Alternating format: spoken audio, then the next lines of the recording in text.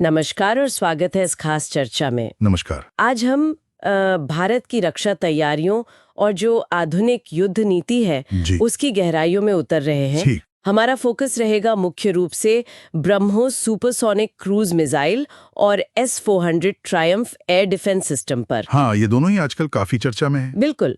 हाल में लखनऊ में ब्रह्मोस के इंटीग्रेशन और टेस्टिंग सेंटर का भी उद्घाटन हुआ है। हाँ, वो आत्मनिर्भर भारत की दिशा में एक बड़ा कदम है। और इंडियन एक्सप्रेस के सूत्रों के हवाले से जी। ये भी खबर है कि S-400 ने हाल ही में कुछ हवाई खतरों को सफलतापूर्वक निष्क्रिय भी किया है। जी, उस पर भी बात करेंगे। इसके साथ ही हम काइनेटिक यानी सीधी लड़ाई और नॉन काइनेटिक मतलब अप्रत्यक्ष युद्ध की तकनीकों को भी समझेंगे। हाँ, ये कॉन्सेप्ट समझना बहुत जरूरी है आज के दौर में। और भारत के जो हालिया महत्वपूर्ण रक्षा समझौते हुए हैं जी। उन पर भी एक नजर डालेंगे। बिल्कुल। इस पूरी बातचीत का आधार इंडियन एक्सप्रेस में प्रकाशित जानकारी है और हमारा मकसद है इन रक्षा प्रणालियों के मतलब रणनीतिक महत्व को और भारत की जो पूरी डिफेंस स्ट्रैटेजी है उसे समझना। सही कहा।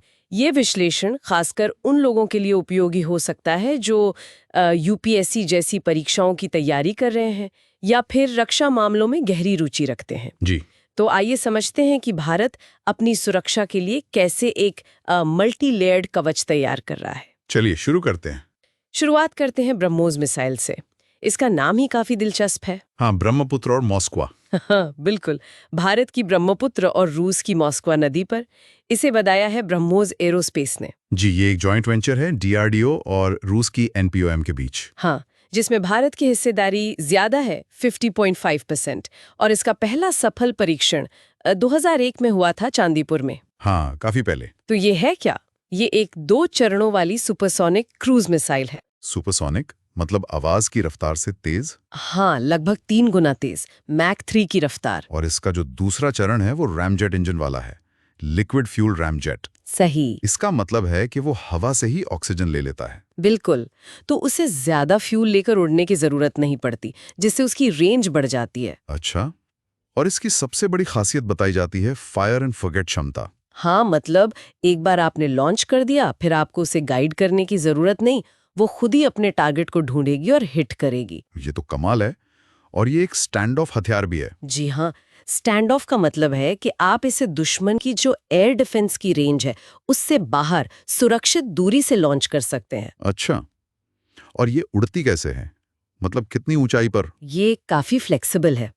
ये 15 किलोमीटर की ऊंचाई तक भी जा सकती है। और नीचे? और अगर दुश्मन के रडार से बचना हो तो ये समंदर या जमीन के बिल्कुल करीब सिर्फ 10 मीटर की ऊंचाई पर भी उड़ सकती है। सिर्फ 10 मीटर? हाँ, ये इसे सी स्किमिंग कैपेबिलिटी कहते हैं। तो इसकी ये जो रफ्तार है मैक 3 और फायर एंड फॉरगेट यही इसे इतना खास बनाती हैं। बिल्कुल, यहीं पर इसका असली महत्व है।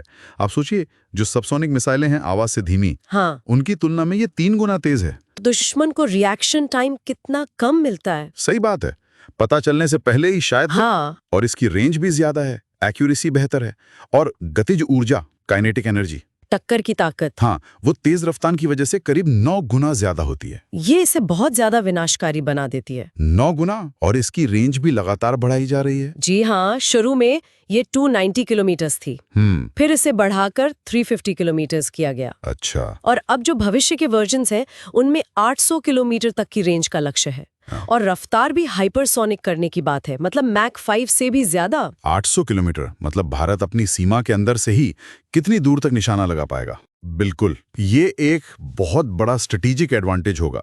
और इसके कई अलग अलग संस्करण भी हैं, है ना, जी। जो इसे और भी उपयोगी बनाते हैं। जी हाँ, अलग अलग जरूरतों के हिसाब से। जैसे एक तो वो है जो जहाजों से लॉन्च होता है। हाँ, शिप बेस्ड वर्जन। हाँ, वो 2005 से ही नौसेना की युद्धपोतों पर तैनात है। अच्छा, काफी पहले से INS राजपूत पर शायद सबसे पहले लगा था। जी, और ये समुद्र से समुद्र या समुद्र से जमीन दोनों तरह के टारगेट हिट कर सकता है। फिर एक जमीन वाला संस्करण भी है। हाँ, लैंड बेस्ड, जी। उसे भारतीय सेना इस्तेमाल करती है। मोबाइल लॉन्चर्स होते हैं इसके, जिन्हें कहीं भी ले जा सकते हैं। अच्छा, ट्रक पर लगे होते हैं। हाँ, कुछ वैसे ही। हाँ। और हर लॉन्चर में शायद 3 मिसाइलें होती हैं। जी। इसकी रेंज भी अपग्रेड होकर अब 400 किलोमीटर तक हो गई है। काफी सटीक निशाना लगा सकती है। 400 किलोमीटर। और फिर शायद सबसे महत्वपूर्ण, हवा से लॉन्च होने वाला। हाँ, एयर लॉन्च्ड क्रूज मिसाइल हाँ, जिसे कहते हैं। हाँ, एयर लॉन्च्ड क्रूज मिसाइल। ये भारत के जो सुखोई 30 MKI फाइटर जेट्स हैं उनके साथ इंटीग्रेट किया गया है और ये उस फाइटर जेट पर लगने वाला सबसे भारी हथियार है। सबसे भारी? जी हाँ, लेकिन इसकी वजह से सुखोई की जो स्ट्राइक रेंज है वो बहुत बढ़ जाती है। मिसाइल की रेंज और विमान की रेंज मिलकर करीब 1500 किलोमीटर तक पहुंच जाती है। 1500 किलोमीटर? ये तो वाकई सीमाओं पर और हिंद महासागर जैसे इलाकों में भारत की जो डेटरेंस है, मतलब दुश्मन को रोकने की ताकत, उसे कई गुना बढ़ा देता होगा। निश्चित रूप से ये एक बहुत बड़ा निवारक है। और पनडुब्बी से लॉन्च होने वाला भी है। जी, सबमरीन लॉन्च्ड वर्जन भी है। वो पानी के नीचे करीब 50 मीटर की गहराई से भी दागा जा सकता है। कमाल है। और अब तो ब्रह्मोस एनजी की बात हो रही है, नेक्स्ट जेनरेशन। हाँ, ब्रह्मोस एनजी पर काम चल रहा है। ये वजन में हल्का होगा, स्टील्थ फीचर ज्यादा होंगे, मतलब रडार की पकड़ में कम आएगा। अच्छा। और इसे कई अलग अलग प्लेटफॉर्म्स पर, जैसे छोटे जहाजों पर, हल्के लड़ाकू विमानों पर भी लगाने की योजना है। तो ये सब भारत के निवारक रणनीति और आत्मनिर्भरता दोनों को दिखाता है। बिल्कुल, ये आत्मनिर्भर भारत का एक बेहतरीन उदाहरण है। लखनऊ में जो इंटीग्रेशन सेंटर खुला है वो इसी दिशा में कदम है। और सबसे बड़ी बात इसकी वर्सेटैलिटी है। मतलब ये कि इसे आर्मी, नेवी, एयरफोर्स तीनों इस्तेमाल कर सकती हैं। ये ट्राई सर्विस कैपेबिलिटी इसे भारत के शस्त्रागार का एक बहुत ही अहम हिस्सा बनाती है। हाँ, ये तो है। हालांकि ये भी सच है कि अलग अलग प्लेटफॉर्म्स पर इसे प्रभावी ढंग से इंटीग्रेट करना वो अपने आप में एक तकनीकी चुनौती भी है। सही। तो ब्रह्मोस तो हुआ हमला करने के लिए एक शक्तिशाली हथियार, लेकिन अपनी सीमाओं की, अपने एयर स्पेस की रक्षा करना भी उतना ही जरूरी है। बिल्कुल, डिफेंस भी उतना ही महत्वपूर्ण है। और यहीं पर S-400 ट्रायम्फ जैसे एयर डिफेंस सिस्टम का रोल आता है। हाँ, S-400। जैसा हमने शुरू में कहा, इंडियन एक्सप्रेस के सूत्रों के मुताबिक हाल ही में इसने कथित तौर पर एक पाकिस्तानी हवाई हमले को नाकाम भी किया, जिसमें शायद तुर्की निर्मित ड्रोन शामिल थे। जी, ऐसी खबरें आई हैं। ये सिस्टम रूस ने बनाया है और इसे दुनिया के सबसे एडवांस्ड लंबी दूरी के surface to air missile systems में गिना जाता है। हाँ, सैम सिस्टम्स में ये टॉप टियर का माना जाता है। नाटो का नाम है इसका S-21 ग्रॉलर। S-21 ग्रॉलर। अच्छा। अगर हम इसे बड़ी तस्वीर में देखें तो S-400 एक तरह का मल्टी लेयर्ड हवाई सुरक्षा कवच बनाता है। मल्टी लेयर्ड मतलब? कई परतें। हाँ, कई परतें। इसकी क्षमताएं वाकई बहुत प्रभावशाली हैं। ये 400 किलोमीटर दूर तक निशाना लगा सकता है। 400 किलोमीटर? जी हाँ, और 30 किलोमीटर की ऊंचाई तक किसी भी हवाई खतरे को, चाहे वो फाइटर जेट हो, बैलिस्टिक मिसाइल हो, क्रूज मिसाइल और ड्रोन हो, स्टेल्थ विमान भी जो रडार पे आसानी से नहीं आते। हाँ, स्टेल्थ टारगेट्स को भी डिटेक्ट और ट्रैक करके निशाना बनाने की क्षमता रखता है ये। और ये मैक 14 तक की रफ्तार से आने वाले लक्ष्यों को भी रोक सकता है। मैक 14? ये तो लगभग 17,000 किलोमीटर प्रति घंटा हुआ। हाँ, ये हाइपरसोनिक स्पीड है, मतलब हाइपरसोनिक मिसाइलों जैसे खतरों से निपटने के लिए इसे डिजाइन किया गया है। ये तो अविश्वसनीय लगता है। और इसका रडार कितनी दूर तक देख सकता है? इसका जो एडवांस रडार सिस्टम है वो करीब 600 किलोमीटर दूर तक टारगेट्स का पता लगा सकता है। 600 किलोमीटर? जी, और ये एक साथ 300 टारगेट्स को ट्रैक कर सकता है। 300? हाँ, और उनमें से 36 पर एक साथ मिसाइलें फायर कर सकता है। एक साथ 36 लक्ष्यों पर हमला? जी, ये इसकी कमांड एंड कंट्रोल कैपेबिलिटी दिखाता है, जैसे एक बहुत ही कुशल एयर ट्रैफिक कंट्रोलर हो, लेकिन यहाँ वो खतरों को नष्ट करने के लिए है। इसमें अलग अलग रेंज की मिसाइलें होती हैं, आपने कहा मल्टी लेयर्ड। बिल्कुल, यही इसकी खासियत है। इसमें अलग अलग तरह की मिसाइलें होती हैं, जैसे 40N6 हैं जो 400 किलोमीटर तक जाती है। अच्छा। फिर 48N6 हैं, करीब 250 किलोमीटर। और फिर छोटी रेंज के लिए 9M96E या 9M96E2 हैं, जो 40 से 120 किलोमीटर तक की रेंज कवर करती हैं। तो मतलब अगर कोई खतरा लंबी दूरी वाली मिसाइल से बच गया तो उसे मध्यम या छोटी दूरी की मिसाइल निशाना बना सकती है। ये एक के बाद एक सुरक्षा की परतें हैं। समझ गया। भारत के लिहाज से देखें तो 2018 में रूस के साथ ये डील हुई थी 5 स्क्वाड्रन के लिए। जी हाँ, करीब $5.5 बिलियन की डील थी ये। और रिपोर्ट्स के मुताबिक 3 स्क्वाड्रन अभी ऑपरेशनल हो चुके हैं। हाँ, माना जाता है कि 3 ऑपरेशनल हैं और बाकी 2 भी 2026 तक आ जाने की उम्मीद है। और भारत में इसे नाम दिया गया है सुदर्शन चक्र। जी, भगवान कृष्ण के चक्र के नाम पर काफी उपयुक्त नाम है इसके काम को देखते हुए। बिल्कुल।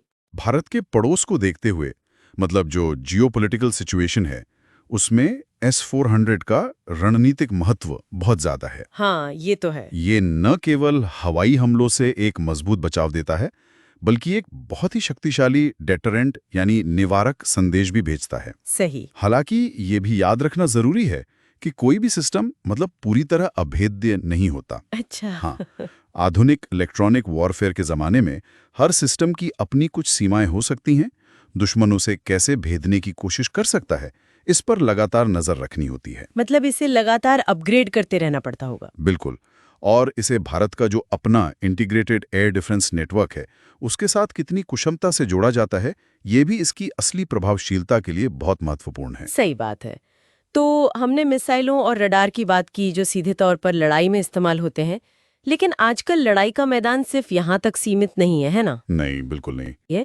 ये यूपीएससी के लिहाज से भी एक महत्वपूर्ण टॉपिक हो सकता है। जी हाँ, बिल्कुल। स्रोत के अनुसार काइनेटिक युद्ध का मतलब है सीधी भौतिक शक्ति का इस्तेमाल, जैसे हवाई हमले, तोपखाने की गोलाबारी, जमीनी लड़ाई। हाँ, ट्रेडिशनल वॉरफेयर जिसे कहते हैं। जैसे बालाकोट एयर स्ट्राइक एक उदाहरण है, या स्रोत में एक कथित ऑपरेशन सिंदूर 2025 का भी जिक्र है। जी। लेकिन दूसरी तरफ है नॉन काइनेटिक युद्ध। इसमें तरीके अप्रत्यक्ष होते हैं। हाँ, इसमें सीधा बल प्रयोग नहीं होता। इसमें दुश्मन पर सीधा हमला करने के बजाय उसकी राजनीतिक, आर्थिक या फिर सूचनात्मक या मनोवैज्ञानिक स्थिरता को निशाना बनाया जाता है। बिल्कुल, जैसे साइबर हमले। हाँ, साइबर अटैक्स। याद है कैसे ईरान के परमाणु कार्यक्रम को कथित तौर पर निशाना बनाया गया था? जी हाँ, स्टैक्सनेट वायरस की बात होती है, वो एक क्लासिक उदाहरण माना जाता है। और फिर सूचना युद्ध, इंफॉर्मेशन वॉरफेयर। हाँ, जैसे झूठी खबरें फैलाना, प्रोपोगेंडा करना। स्रोत में जैसे ऑपरेशन सिंदूर के दौरान राफेल गिराए जाने के झूठे दावों का जिक्र है। अच्छा, इसमें इलेक्ट्रॉनिक युद्ध भी शामिल है। हाँ, इलेक्ट्रॉनिक वॉरफेयर मतलब दुश्मन के कम्युनिकेशन को जाम करना, उनके रडार सिस्टम को धोखा देना। भारत की भी अपनी प्रणालियां हैं इसमें, संयुक्ता और दिव्या दृष्टि। जी हाँ, डीआरडीओ ने इस क्षेत्र में काफी काम किया है।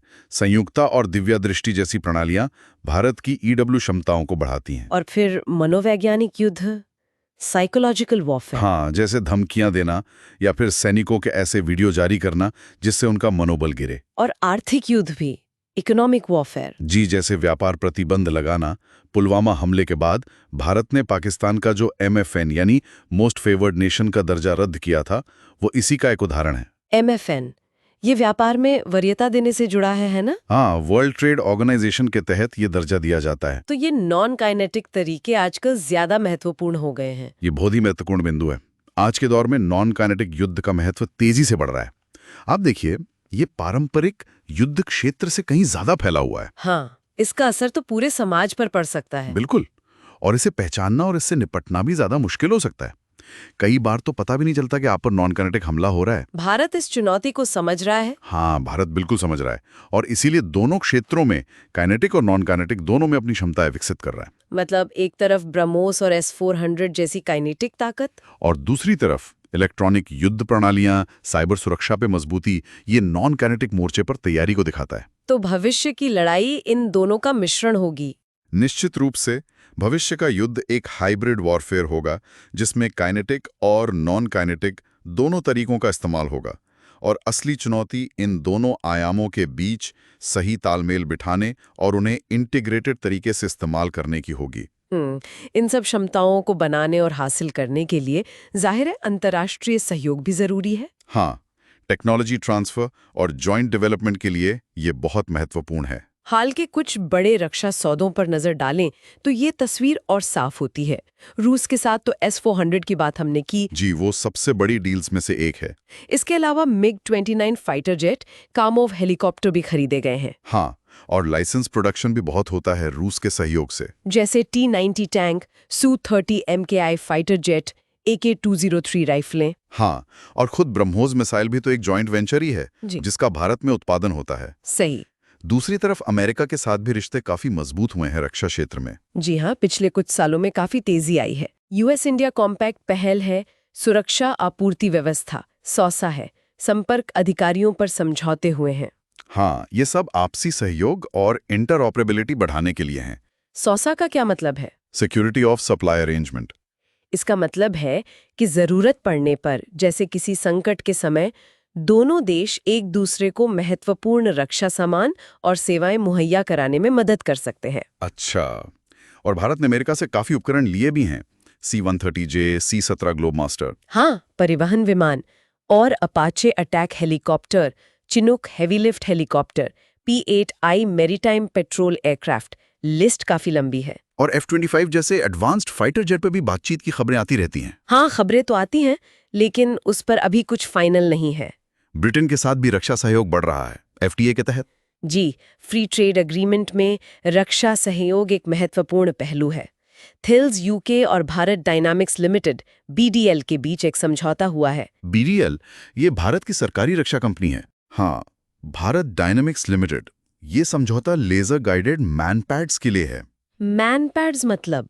Man portable air defence system, मतलब कंधे से दागी जाने वाली छोटी एयर डिफेंस मिसाइलें, और स्टार स्ट्रीक मिसाइलों की आपूर्ति के लिए भी। अच्छा, और हैदराबाद में भी कुछ बन रहा है? हाँ, ब्रिटेन के सहयोग से हैदराबाद में हवा से हवा में मार करने वाली मिसाइलों की असेंबली और टेस्टिंग की अपनी तरह की पहली सुविधा स्थापित की जा रही है। ये तो बड़ी बात है।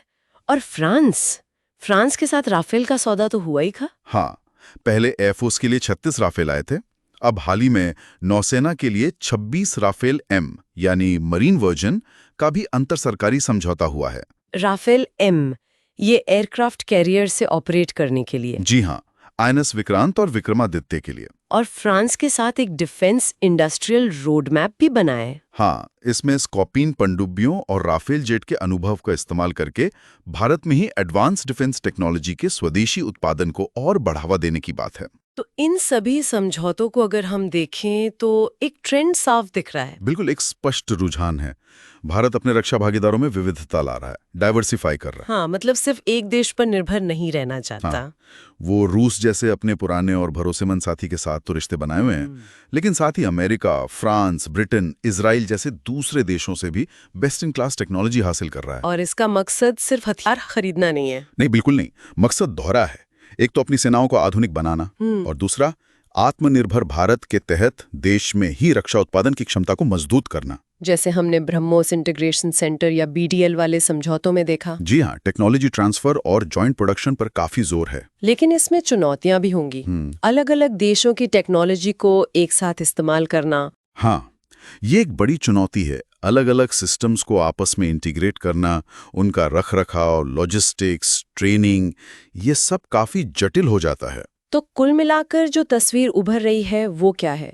भारत की रणनीति क्या दिखती है? देखिए, भारत एक ऐसी व्यापक रक्षा रणनीति अपना रहा है जो कई आयामों पर काम करती है। एक तरफ आधुनिक काइनेटिक हथियार हैं जैसे ब्रह्मोस और S-400 जो सीधी मारक क्षमता देते हैं, और दूसरी तरफ नॉन काइनेटिक युद्ध के जो अप्रत्यक्ष तरीके हैं जैसे साइबर सुरक्षा, इलेक्ट्रॉनिक वॉरफेयर, इंफॉर्मेशन डोमेन, उन पर भी बराबर ध्यान दिया जा रहा है। और अंतर्राष्ट्रीय साझेदारी, वो टेक्नोलॉजी हासिल करने और घरेलू क्षमताओं को यानी इंडिजिनस कैपेबिलिटी को बढ़ाने के लिए बहुत जरूरी है। रूस, अमेरिका, फ्रांस, ब्रिटेन, इजराइल, इन सब के साथ साझेदारी इसी रणनीति का हिस्सा है। तो ये सब मिलकर भारत की निवारक क्षमता यानी डेटरेंस और क्षेत्र चुनौतियों का सामना करने की तैयारी दोनों को मजबूत करता है। बिल्कुल, और ये सभी पहलू जैसा आपने कहा UPSC के उम्मीदवारों के लिए समझने बहुत जरूरी हैं। ये सिर्फ हथियारों की बात नहीं है, पूरी स्ट्रैटेजी और जियोपॉलिटिक्स की बात है। आधुनिक रक्षा सिर्फ मतलब हार्डवेयर का खेल नहीं है। ये तकनीक, रणनीति, कूटनीति, अंतर्राष्ट्रीय संबंध और सबसे महत्वपूर्ण स्वदेशी औद्योगिक क्षमता, इन सब का एक जटिल मिश्रण है। इन सभी पहलुओं का जब एक साथ इंटीग्रेटेड तरीके से विकास होगा तभी देश की सुरक्षा सही मायनों में सुनिश्चित हो सकती है। बिल्कुल। और जाते जाते एक सवाल श्रोताओं के लिए छोड़ जाते हैं सोचने को कि भविष्य के युद्ध क्षेत्रों में जहां तकनीक और रणनीति इतनी तेजी से बदल रही हैं, ये जो काइनेटिक और नॉन काइनेटिक क्षमताएं हैं, इनका संतुलन भारत की सुरक्षा को कैसे परिभाषित करेगा? क्या हम सही संतुलन हासिल कर पाएंगे?